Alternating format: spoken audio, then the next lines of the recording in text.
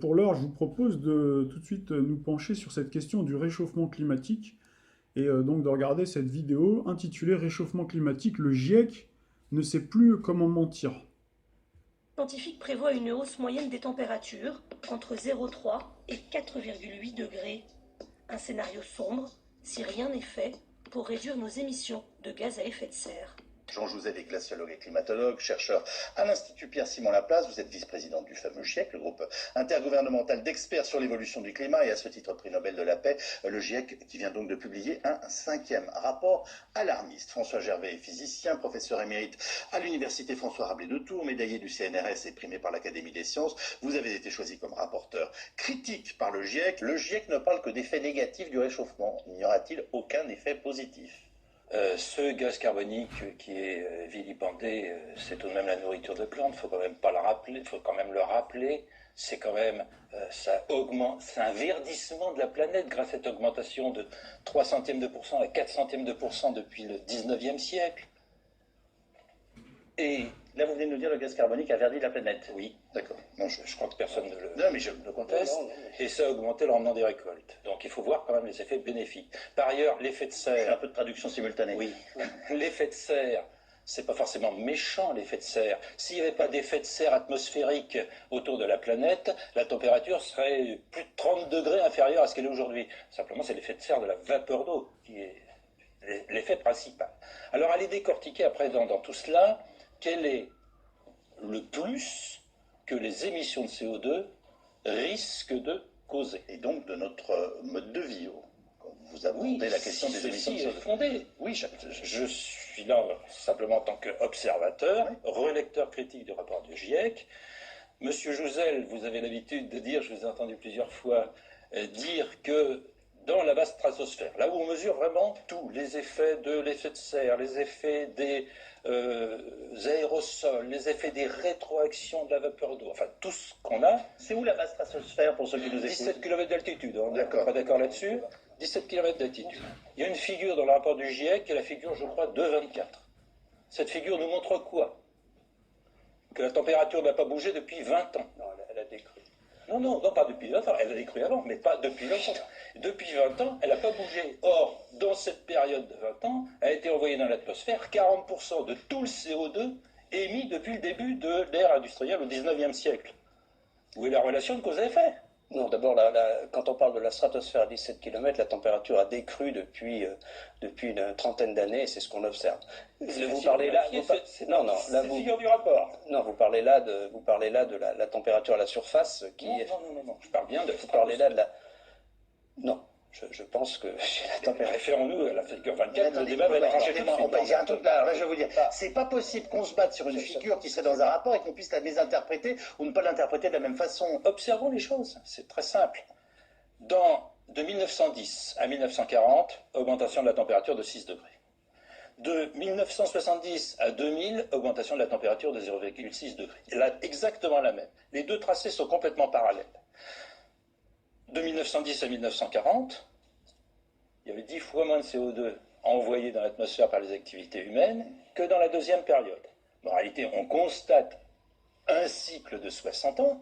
Nous sommes en ce moment au sommet du cycle, ce qui explique le hiatus qui, je crois savoir, gêne quand même le GIEC, puisque les températures ne bougent plus depuis 15 ans. Vous avez raison, dans la basse atmosphère, mais depuis 20 ans dans la stratosphère. 40% du CO2 ennemi n'a pas fait bouger la température. Donc par rapport à cela, oui, je peux quand même intervenir. Disons le fait que la température a ralenti, le réchauffement est 3 fois moins rapide entre 1998 et 2013 que les 30 années précédentes. Oui. On parle d'un ralentissement. Dans ce cas-là, quand même, il faut bien comprendre différentes choses. D'abord, les modèles montrent que même quand l'effet de serre... Il est en train de vous dire que c'est un effet de cycle, en Oui, fait. non, Moi, je l'effet fais de cycle, avec mes mots, se mais- s'entend, Non. non, mais d'accord, ça, il se fait que mon domaine, disons, c'est Oui. les données du passé, ces problèmes de cycle, bien sûr, il y a pas de cycle de 60 ans, il n'y a pas de mécanisme du tout sur un cycle de 60 ans, et le problème, c'est que se superpose sur cette variabilité naturelle, même si c'était le cas, ce qui est lié à l'augmentation de l'effet de serre. C'est très clair, c'est de la physique, l'effet de serre, c'est une augmentation disons, de la quantité d'énergie qu'on capte dans l'atmosphère. Donc c'est quand même très clair que disons, le plateau qu'on voit actuellement est tout à fait compatible avec des modèles qui accélèrent, ralentissent. On ne sait pas dans la date ce que disent ces modèles. Aussi, on voit l'accumulation de chaleur dans les basses couches, dans l'océan profond. On voit aussi tous les autres indices qui continuent à croître. Le niveau de la mer, ce n'est pas simplement la température. C'était pareil en 2007 et c'est pareil maintenant. Pourquoi veulent-ils nous faire peur? Mais non, mais pourquoi? Je ne sais pas pourquoi. Parlons de la glace. Cette année, 2013, c'est tout près, ça c'est ce que nous vivons actuellement. Il y a eu effectivement un déficit de l'Arctique, mais qui pour moi est tout à fait logique avec le cycle de 60 ans, pas de problème. Ce cycle, cet été, a été un déficit de l'ordre de 1 million de kilomètres carrés. Oui. 2 fois la superficie de la France. Mais dans le même temps, ce qu'on ne nous dit pas, c'est que l'Antarctique a un excédent d'1 million de kilomètres carrés. Où est l'effet de ce réchauffement? Parce que le réchauffement est plus important dans l'Arctique, c'est très clair, et la glace de mer... excédent de superficie de banquise. Non, il n'y a pas un excédent de Il superficie. y où il y en a moins, de l'autre côté il y en a plus. Et d'une année sur l'autre, nous sommes très clairement sur une tendance à la diminution en moyenne. C'est vrai que d'une année sur l'autre, le GIEC a toujours... Je suis désolé, pas en Mais non, Antarctique. mais si. Mais regardez le rapport du GIEC. Enfin, Mais c'est je pas l'ai, le possible, rapport ça. du GIEC. Voilà la courbe de l'Arctique. Si vous ne la voyez pas descendre ici, c'est quand même...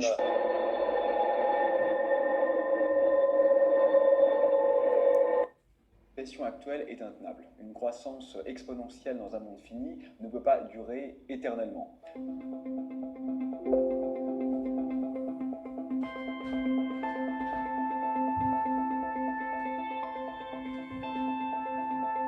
Alors que la science, depuis des décennies, nous explique la catastrophe qui est en cours, il est maintenant, pas dans 2 ans comme le dit l'ONU, pas dans 10 ans comme le disent les plus sages, maintenant nécessaire de prendre les mesures radicales. Je crois que c'est indispensable que la réception du sérieux change de camp. On ne peut pas continuer à donner l'image d'écologistes qui sont des doudingues, qui sont des rêveurs, qui sont des idéologues ou des idéalistes, tandis que les économistes néolibéraux seraient les hommes sérieux en costume-cravate. Soyons clairs, être devant le gouffre et accélérer, ce n'est pas sérieux. Et c'est ce que nous recommandent, pas tous, mais un certain nombre d'économistes, c'est en tout cas le dogme dominant à l'heure actuelle. Je crois qu'il faut quand même rappeler que pour nous autres, êtres vivants, membres de la grande tribu des vivants, la seule attitude sérieuse, c'est précisément de tenter de continuer à sauvegarder la vie. Aujourd'hui, pratiquement plus personne ne doute de la réalité et de la dramaticité, pourrait-on dire, du changement climatique. Plus personne ne doute de l'extinction des espèces. Et il n'y a presque plus de négationnistes. Ils sont ridicules, ils sont discrédités. Donc nous savons qu'un génocide contre la vie est en cours, et pourtant nous ne faisons rien. C'est comme ça, pourrait-on dire. Donc la seule manière de nous sauver aujourd'hui, c'est que les dirigeants, c'est leur rôle, c'est pour ça que nous leur déléguons notre pouvoir, c'est pour ça que nous les élisons. Il faut donc qu'ils assument leurs fonctions et qu'ils nous sauvent. Ils sont très exactement là pour ça. S'ils ne le font pas, ils ne servent à rien. On ne peut plus accorder notre confiance à un pouvoir politique qui ne ferait pas de l'écologie sa priorité, parce qu'un tel pouvoir nierait la vie en elle-même. On ne peut pas être gouverné par des gens qui nient la vie. C'est pas possible, personne ne souhaite ça. Donc nous avons voulu rappeler dans cette tribune que toute politique qui n'était pas prioritairement écologique était aujourd'hui caduque, parce qu'elle était tout simplement un crime contre l'avenir. Je pense qu'il faut des mesures coercitives. On ne peut pas continuer à faire semblant de laisser entendre que tout est compatible avec tout. Une croissance débridée n'est pas possible sans avoir des conséquences dramatiques sur la vie sur Terre, la vie humaine et la vie animale. Autrement dit, vraisemblablement, il faut effectivement s'opposer à un peu de notre liberté, à un peu de notre confort, mais c'est finalement pour avoir la possibilité de continuer à jouir d'une planète habitable. Quand on interdit à un ivrogne de prendre le volant, bien sûr, il le ressent comme une perte de liberté. Mais enfin, ça permet quand même de sauver la vie des enfants qui vont traverser la route. Et personne ne niera que c'est une bonne chose. C'est un peu pareil aujourd'hui. Nous avons des comportements, des attitudes qui sont létales, qui sont en train de tuer la planète. Eh bien, peut-être faut-il accepter de perdre un tout petit peu la liberté de ce confort, de façon à sauvegarder ce qui n'est quand même pas tout à fait un détail, et qu'on appelle le monde. Climatique éteint l'heure, c'est édité chez L'Artilleur. Et ma première question, François Gervais, évidemment, va tourner autour du CO2, le fameux dioxyde de carbone, aujourd'hui accusé par les politiques et les médias en général de masse d'être à l'origine de tous les maux de la Terre. Son augmentation dans l'atmosphère est-elle d'origine anthropique, c'est-à-dire du fait de l'homme? Le CO2 est un bouc émissaire. Il y a une part, sans doute, d'effet anthropique. Mais si on retourne en 1945, il y a donc 3/4 de siècle. Je dis 1945 parce que c'est le moment où les émissions de CO2, par combustion du pétrole, du gaz et du charbon, se sont mis à accélérer. Qu'a fait la température de la planète, la température moyenne de la planète, elle a baissé pendant 30 ans. Donc, oui, il y a sans doute un effet anthropique, mais ce n'est pas l'effet majoritaire, puisque la température baissait quand les émissions de CO2 qu'on accuse de réchauffer augmentaient. Est-ce que François Gervais, le taux, est-ce que vous pouvez nous expliquer comment le taux de CO2 dans l'atmosphère a évolué ces 50, ces 100 dernières années? Alors, si on reporte donc la température moyenne de la planète depuis 1880, donc depuis presque 140 ans, on observe d'abord une baisse de la température, puis une hausse jusqu'en 1945, puis une baisse jusqu'en 1975, puis une hausse. Bon, ça, c'est une variabilité qui est essentiellement naturelle. Le taux de CO2, en un siècle, il a augmenté. Alors, en général, quand on fait un quiz auprès de quelqu'un, quel est le taux de CO2 dans l'air? Les gens disent 20%, 50%, 80%, mais non, c'est 0,04%. À la fin du 19e siècle, c'était 0,03%. Donc on a augmenté de 0,01% en un siècle. Et si on parle de gaz à effet de serre, je rappelle que le principal gaz à effet de serre, c'est pas le CO2, c'est la vapeur d'eau. Que je sache, on ne dit pas encore que la vapeur d'eau est un polluant, heureusement. Et François Gervais, dans votre ouvrage, vous rappelez que sur 10 000 molécules d'air sec, on est passé en un siècle de 3 à 4 molécules de gaz carbonique. Voilà. Et donc c'est vraiment très peu. C'est très peu, mais c'est suffisant pour jouer un rôle essentiel sur la végétation, dont c'est une nourriture indispensable et irremplaçable.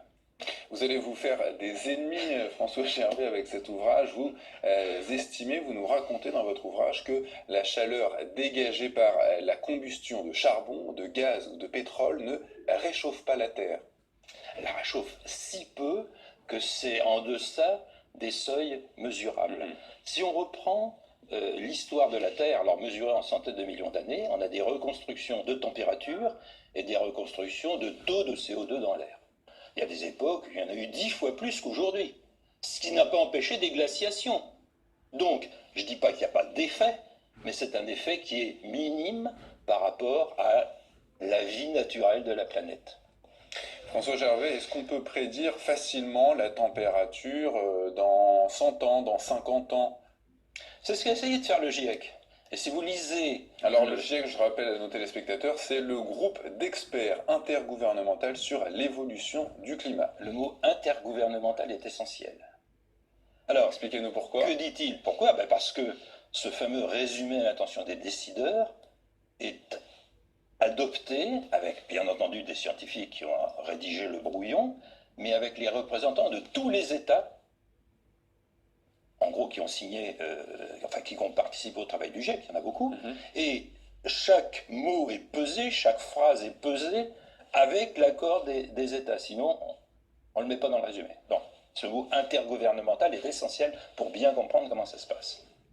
Il y a un aspect clairement politique, sous l'égide de la Convention des Nations Unies sur le changement climatique, qui a été créée il y a une trentaine d'années. Et donc, est-ce possible de prévoir 100 ans en arrière la température qu'il va faire dans 100 ans? Alors, le GIEC nous dit, quand on va regarder ce résumé à l'attention des décideurs, la température à la fin de ce siècle augmentera de 0,3 degrés, et là je suis d'accord, jusqu'à 4,8 degrés. C'est quand même une incertitude invraisemblable. Oui, l'écart est énorme. Énorme. La sensibilité climatique, c'est-à-dire de combien la planète se réchaufferait si on doublait le taux de CO2 dans l'air. Le GIEC nous dit, et ça c'est une valeur qui traîne depuis très longtemps, entre 1,5 et 4,5 degrés. Attendez, c'est pas tout à fait pareil. C'est comme si le poids d'une personne, on disait, ah bon, on ne sait pas si c'est 33 kilos ou 100 kilos. Faut-il soigner la Terre pour anorexie? Pas les mêmes. Faut-il soigner la Terre pour anorexie ou pour obésité? C'est quand même pas tout à fait pareil. Et alors, vous expliquez que les Américains qui ont investi beaucoup d'argent, c'est-à-dire 40 milliards de dollars injectés depuis 1979 pour au final avoir un intervalle de 3 degrés. Qui n'a pas Donc changé. c'est encore très important. Alors, ce qu'il faut ajouter, parce que ce rapport AR5, ce 5e rapport du GIEC, il est sorti quand même en 2013. Depuis, j'épluche toutes les publications scientifiques dans des revues internationales avec comité de lecture qui sortent, et la tendance est nettement à la baisse. Dans la grande majorité des publications faites depuis, les valeurs sont plus basses que la moyenne de 3 degrés du GIEC. Et en tout cas, le GIEC, c'est ce que vous expliquez encore dans votre ouvrage, reconnaît la quasi-absence de réchauffement climatique depuis 1998, soit au moment où l'activité humaine polluait le plus, produisait le plus de gaz à effet de serre. Et donc à ce moment-là, même ce groupement qui affirme à 95% être sûr du fait que le réchauffement climatique est la résultante de l'activité humaine. On voit qu'ils reconnaissent qu'il n'y a quasiment pas de réchauffement climatique, mais en même temps ils sont sûrs que c'est le fait de l'homme qui réchauffe. Donc c'est un paradoxe total. Tout à fait. Et il y a deux aspects. Ce que j'appellerais le climat réel et le climat virtuel. Le climat virtuel, c'est ce qui est calculé par les modèles repris par le GIEC. Ce n'est pas tous les modèles de climat, attention, hein. C'est les modèles de climat repris par le GIEC. Effectivement, ils donnent, et c'est une figure qui est dans le rapport du GIEC, des réchauffements 2 à 10 fois supérieurs à la réalité mesurée, aux fluctuations près, parce qu'évidemment, quand il y a un phénomène El Niño dans le Pacifique, on a un pic momentané, puis ça redescend.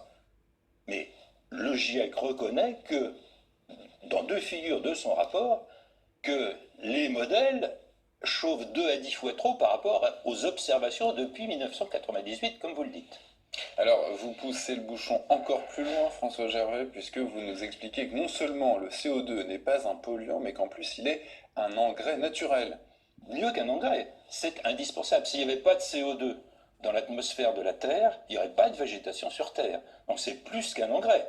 Bien sûr, ça facilite les choses, mais il en faut, de toute façon. Et ça, on s'en rend très bien compte maintenant, dans les dernières observations qui ont été faites de cela. Il y a une oscillation saisonnière du taux de CO2 dans l'air. C'est-à-dire chaque printemps-été dans l'hémisphère nord, on voit le taux de CO2 baisser. Et puis en automne et en hiver, il remonte. Et ainsi de suite chaque année. Bon, quand on regarde l'amplitude de cette oscillation, on s'aperçoit qu'aujourd'hui elle est beaucoup plus grande, telle que mesurée à la gelée en Californie, que quand elle a commencé à être mesurée vers les années 1959. Et l'amplitude a augmenté plus vite que le taux de CO2 lui-même. Ça veut dire que la végétation était réellement en manque de ce qui, pour elle, est sa nourriture. Oui, parce que indispensable. C'est ce qu'on apprend quand même quand on est jeune, même dès le primaire, oui. C'est que les plantes respirent du CO2, du dioxyde de carbone. Absolument. Et rejettent de l'oxygène. Voilà. Et donc, grâce à cette petite augmentation du CO2, parce qu'elle est quand même minime... Alors, on est passé de 0,03% à 0,04%, mais comme la végétation en manquait énormément, elle se jette là-dessus. Et alors, vous nous expliquez même qu'on a gagné 18 millions de kilomètres carrés de verdure en 33 ans. Exactement. Ça a été mesuré par toute une équipe internationale, par satellite. Voilà. Ils ont mesuré sur une période de 33 ans le verdissement de la Terre. Et ils ont dit, effectivement, ça fait l'équivalent d'un 6e continent vert de 18 millions de kilomètres carrés. Je rappelle, c'est quand même plus de 30 fois la superficie de la France. Qui sont, François Gervais, les premiers bénéficiaires de cette augmentation du CO2 ?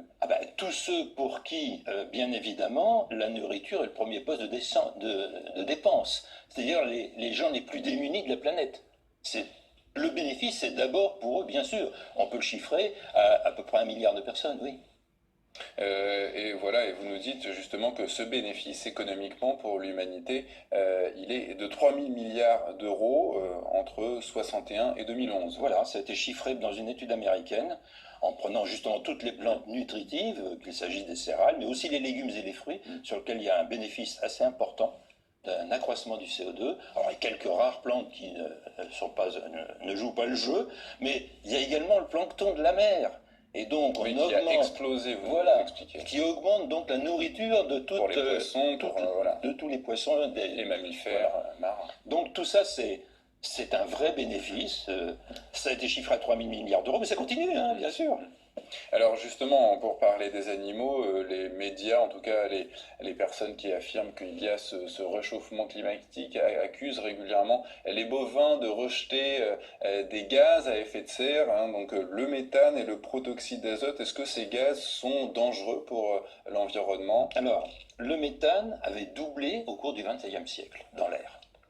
C'est un taux beaucoup plus faible que le gaz carbonique, hein. C'est un taux extrêmement faible, ça se mesure en partie par milliard, enfin c'est vraiment très très peu, mais bon, c'est vrai qu'il avait doublé au cours du XXe siècle. Et puis maintenant, depuis une trentaine d'années, ça monte beaucoup moins vite et ça a tendance à pas se stabiliser, mais monter très très peu. Alors j'ai fait le calcul, même en prenant les chiffres du GIEC, bon, on a peut-être eu un réchauffement de 0,03 degrés à cause du méthane. Il n'y a vraiment pas de quoi accuser les agriculteurs de cela, franchement.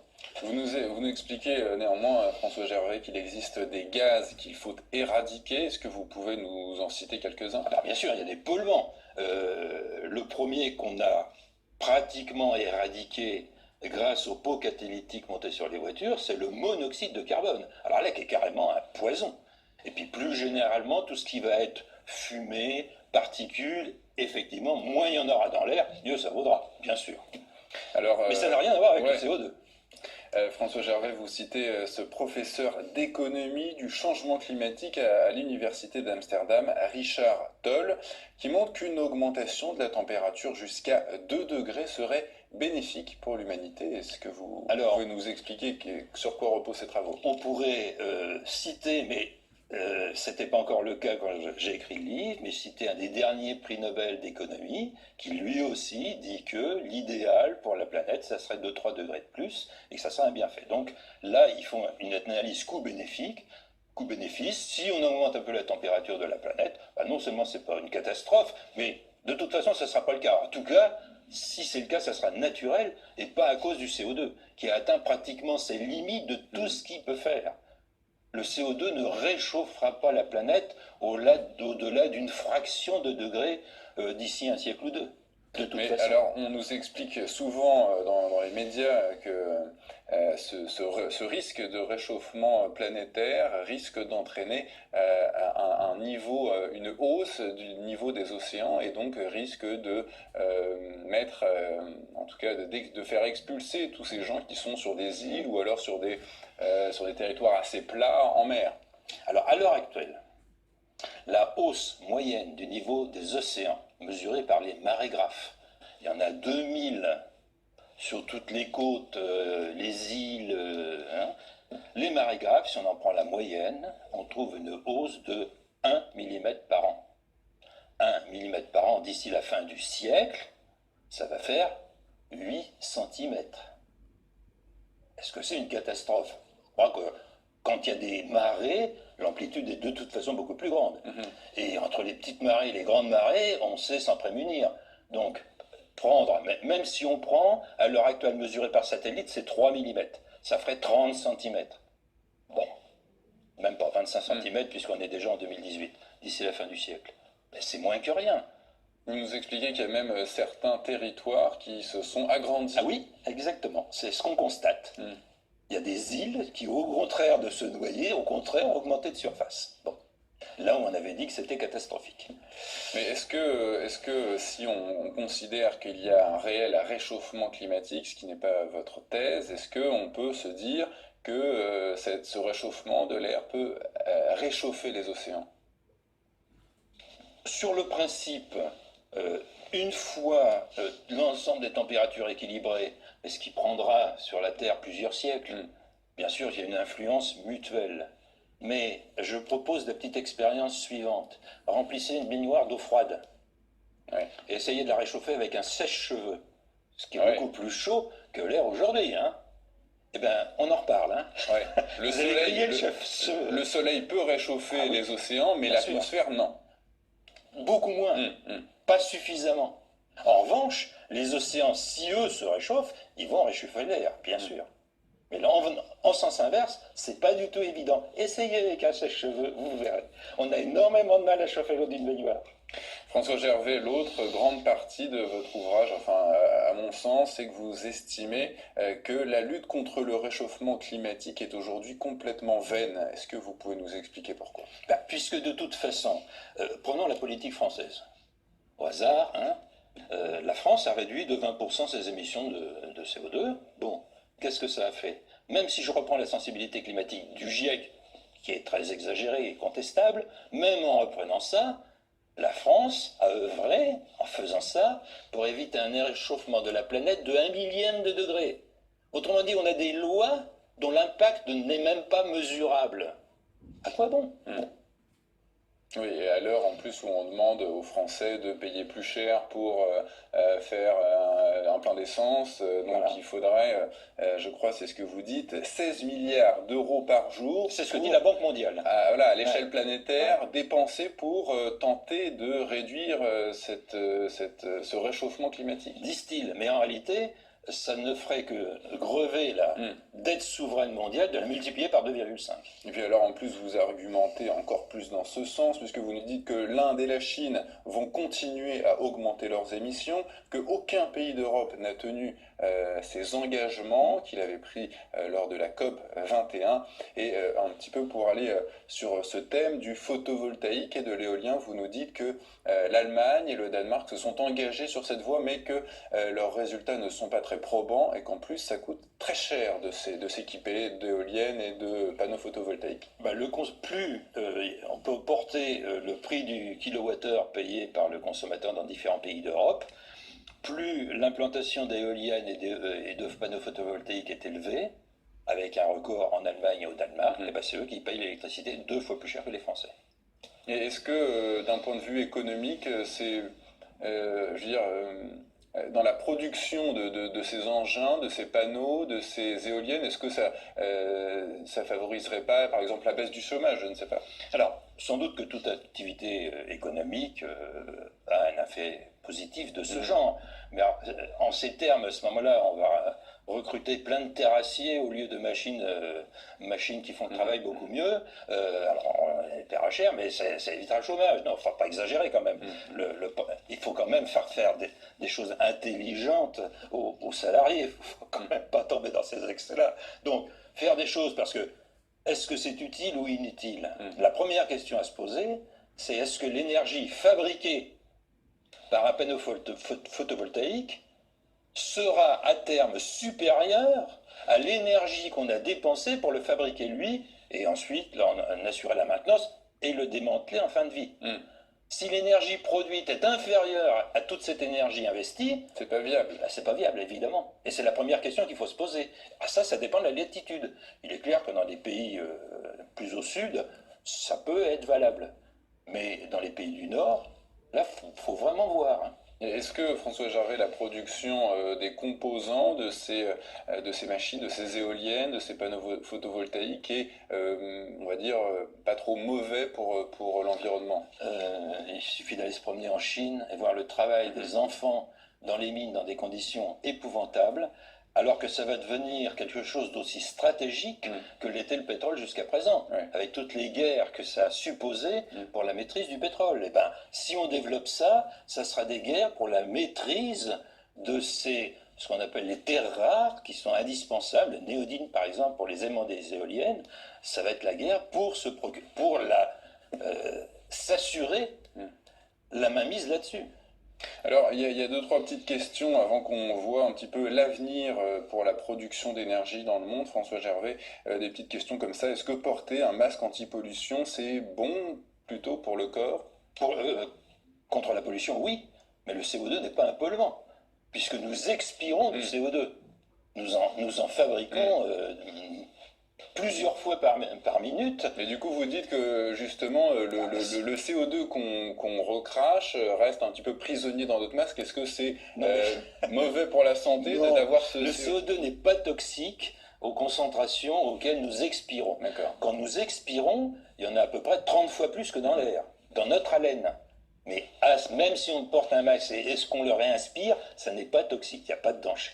Et est-ce que on peut constater qu'il y a des espèces animales en danger à cause de l'activité humaine? Vous nous parlez notamment des ours polaires. Alors pour l'instant, les ours polaires sont chassés, en particulier au Canada, mais en dépit de la chasse, ils sont plutôt bien reproduits, puisque dans les années 1950, on en comptait, pas moi qui le dis, hein, si je reprends les travaux publiés sur la question, on en comptait 15 000, on en compte 50 000 aujourd'hui.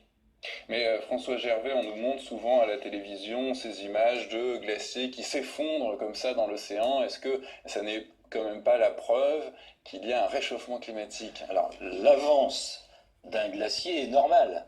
Elle est due au fait du poids du glacier qui fait que petit à petit, il coule. Et s'il est au bord d'un lac, comme le Perito Moreno, ou au bord de la mer, bah oui, quand il arrive en porte-à-faux au-dessus de la mer, la glace tombe dans l'eau. C'est pas du tout une preuve de réchauffement climatique. Ça a toujours été comme ça.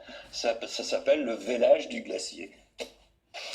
Cette lutte contre le réchauffement climatique, François Gervais, vous nous l'expliquez, elle est un petit peu élevée au rang de religion. Quel serait, selon vous, François Gervais, le dieu de cette religion contre le réchauffement climatique? Au choix, une poule aux œufs d'or ou un veau d'or. Ouais, donc c'est clairement derrière un énorme bénéfice, c'est un formidable business, et derrière il y a énormément d'argent. Enfin, je veux dire, pour des raisons financières. Là, on est en train de proposer des obligations vertes, entre guillemets. C'est un vaste jeu financier qui va rapporter énormément d'argent à certains. Oui, et donc pas aux contribuables forcément français. J'en doute. Non, ce que je crains, c'est que, ou bien on sera taxé, mais on s'aperçoit quand même que les Français commencent à en avoir un peu assez d'être le pays le plus taxé d'Europe, mais que si on taxe pas, on va encore creuser la dette. Ouais. Et ça, c'est pas sympa pour nos petits-enfants. Et vous expliquez d'ailleurs que la préoccupation environnementale sur le climat, le réchauffement du climat apparaît dans les sondages parmi les dernières préoccupations. Au moment de COP21, oui. Mais c'est vrai que ça évolue, et peut-être pas dans le bon sens. Oui, il y a peut-être le terrorisme, le chômage avant qui... Bon. Mais c'est vrai qu'au moment de COP21, les sondages qui étaient parus à ce moment-là montraient cela. En revanche, aux États-Unis, puisqu'on regarde aussi les États-Unis, puisque eux se sont retirés de l'accord COP21, maintenant les sondages sont clairement, enfin, en fonction de dire, mais tout ça, franchement, c'est secondaire. François Gervais, il nous reste un petit peu de temps pour ma dernière question. Quel avenir voyez-vous pour la production d'énergie face à l'épuisement des combustibles fossiles? Ah ben, bien évidemment, il faut s'en soucier. On a du temps, hein. Le pétrole, le gaz, les réserves connues actuelles. On a combien de temps d'ailleurs? Les réserves connues actuelles, j'ai bien connu, parce qu'il y en aura d'autres, hein, on en trouvera d'autres, nous donnent au moins 50 ans et 150 ans pour le charbon. Donc on a le temps de développer la recherche pour effectivement mettre au point des énergies renouvelables non intermittentes. Parce que l'intermittence... Oui, le soleil c'est intermittent. Il fait non, pas mais je parle de l'éolien et du photovoltaïque. Oui. Ça, ce sont des énergies qui ne fonctionnent pas tout le temps. Voilà, la nuit, il n'y a pas de soleil, exactement. Et des fois, il n'y a pas de vent. Ouais. Et s'il n'y a ni soleil ni vent, qu'est-ce qu'on fait? Bon, on n'a plus d'électricité. Donc, il faut effectivement réfléchir à l'après-énergie fossile. Ça aura une fin. Ce n'est pas pour demain, mais ça aura une fin. Alors, il y a plusieurs pistes sur lesquelles, effectivement, la recherche travaille. Il y a par exemple, à partir de microalgues ou à partir de bactéries, on sait à partir de CO2 refabriquer un carburant synthétique. C'est une piste, et il y a des laboratoires qui travaillent là-dessus. Par ailleurs... Mais ces laboratoires ne sont-ils pas freinés dans leurs efforts par les groupes pétroliers? Non, pas du tout. Il y a des financements de l'Agence nationale de la recherche sur ces questions-là, donc non. D'accord.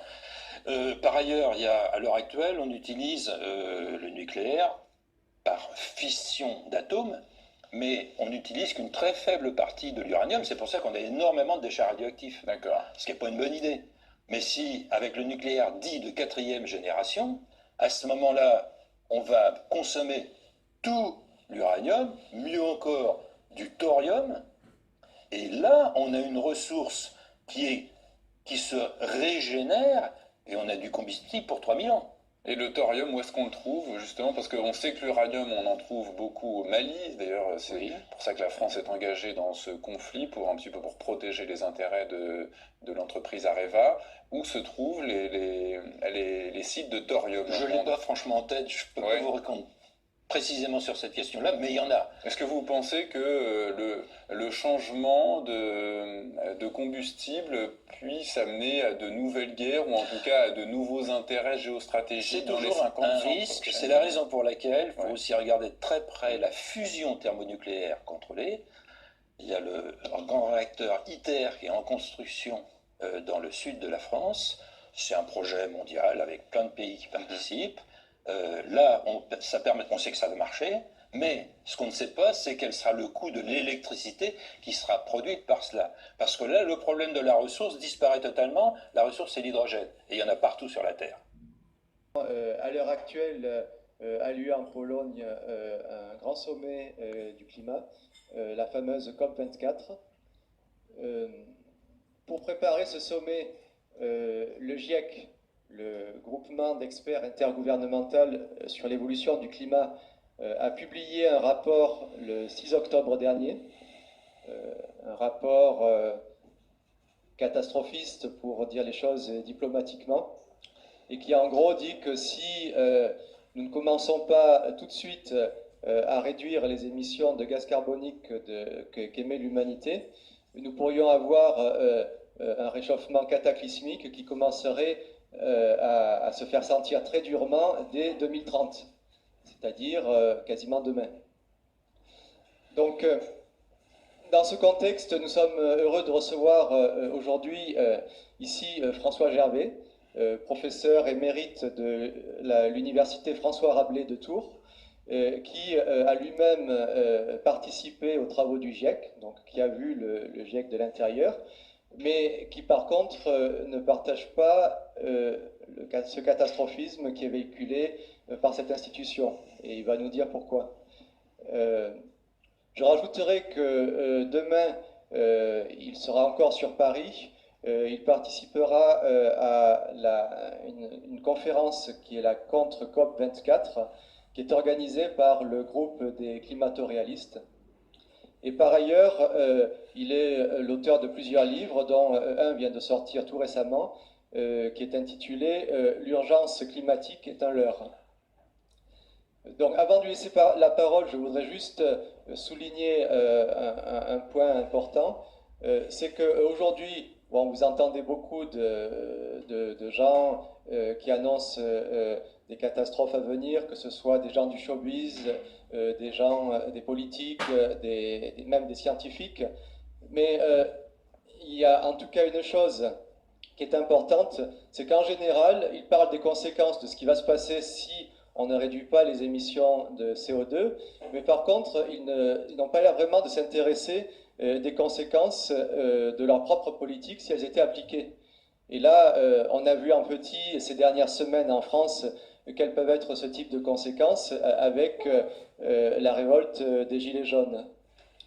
De manière plus générale, si on veut vraiment réduire l'émission de CO2 telle que le GIEC le demande, je ne vois pas comment on va pouvoir le faire de toute façon, parce qu'aujourd'hui, vous avez des pays du Sud qui sont en pleine phase de développement, vous avez la Chine, vous avez l'Inde, vous avez les pays africains qui sont également, dans le contexte des routes de la soie, en train de se développer. Et c'est clair que pendant au moins plusieurs décennies, ces pays vont massivement utiliser des hydrocarbures, du charbon, pour leur production énergétique. Donc, à moins de leur faire la guerre, je ne vois pas très bien comment on pourrait atteindre les objectifs du GIEC. Alors, je pense que c'est une question que beaucoup de climatologues ont quand même envisagée. Et pour finir, je voudrais juste citer l'un d'entre eux.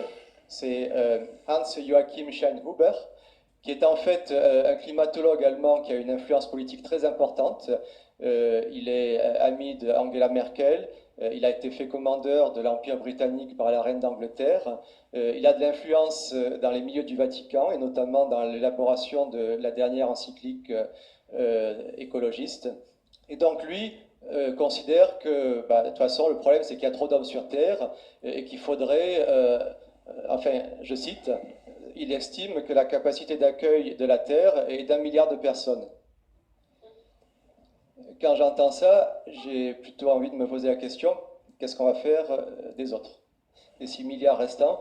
Et en général, il n'y a pas de réponse à ce type de questions. Mais pour éviter ce genre de conséquences désagréables, je pense qu'avant de prendre des décisions politiques, il vaut mieux écouter aussi l'avis de ceux qui ne partagent pas le catastrophisme ambiant. C'est pour ça que je vais laisser la parole à François Gervais. Bien, tout ça. Là, j'ai repris, je suis gentil, je ne vais pas le rester tout le temps. Là, j'ai repris les chiffres du GIEC. Le GIEC nous dit, si il y a doublement du taux de CO2 dans l'air, on est très loin, hein. On a vu qu'on est passé de 0,03% à 0,04%. Mais imaginons qu'il y a un doublement. Le GIEC nous dit, au moment de ce doublement, la température de la planète va augmenter entre 1 et 2,5 degrés. Alors déjà, admirez l'incertitude. Enfin, c'est quand même extraordinaire. On va faire des politiques coûteuses. On va tout baser sur... Ah oui, mais on ne sait pas sûr. Entre 1 et 2,5. C'est pas moi qui le dis, c'est le GIEC. Hein? Entre 1 et 2,5 degrés. Et il dit qu'il a eu de confiance là-dedans. Bon, alors on va faire un petit calcul, c'est pas compliqué. On va prendre l'exemple du paquet climat européen parce qu'il est en vigueur depuis 2009. Et on paye pour ça. On ne s'en rend pas compte parce que c'est de l'argent, c'est le budget européen. Et le budget européen, il est alimenté par le budget de tous les pays d'Europe. Donc notre argent aussi. Et c'est 20% du budget européen. C'est pas rien. Et donc ce paquet climat européen vise à réduire, améliorer de 20% l'efficacité énergétique, ça c'est très bien. C'est-à-dire qu'avec la même énergie, on va faire 20% de mieux. Très bien. Mais implanter 20% d'énergie renouvelable, ce qu'ils oublient de dire, c'est que ce sont des intermittentes, et réduire de 20% les émissions de gaz à effet de serre. Bon, vous allez voir, le calcul il est très simple, il n'y a pas besoin d'ordinateur énorme pour le faire, donc on réduit de 20%. Évidemment, ça ne va s'appliquer qu'à la fraction qui a été émise. On a vu tout à l'heure qu'on est passé de 0,03 et 0,04. Si tout ce qui a augmenté, c'est effectivement dû aux émissions, ce qui n'est pas forcément évident. D'ailleurs, on y reviendra, mais supposons pour l'instant, on est passé de 0,03 à 0,04, donc ça fait 25%, donc ce 20% s'applique sur les 20%. La France n'est responsable que de 0,9% des émissions mondiales. Donc si je multiplie par la sensibilité climatique du GIEC, qui on va le voir tout à l'heure est exagérée, on va trouver qu'on évite un réchauffement de la planète avec la politique française de 1 millième de degré. On évite un réchauffement de 1 millième de degré. Allez pas raconter ça aux gilets jaunes, hein, parce que alors là, ils vont être fous. Quoi? Toutes ces taxes pour éviter 1 millième de degré? Alors si c'est au niveau de l'Europe, puisque c'est le paquet climat européen, l'Europe est responsable de 10% des émissions mondiales.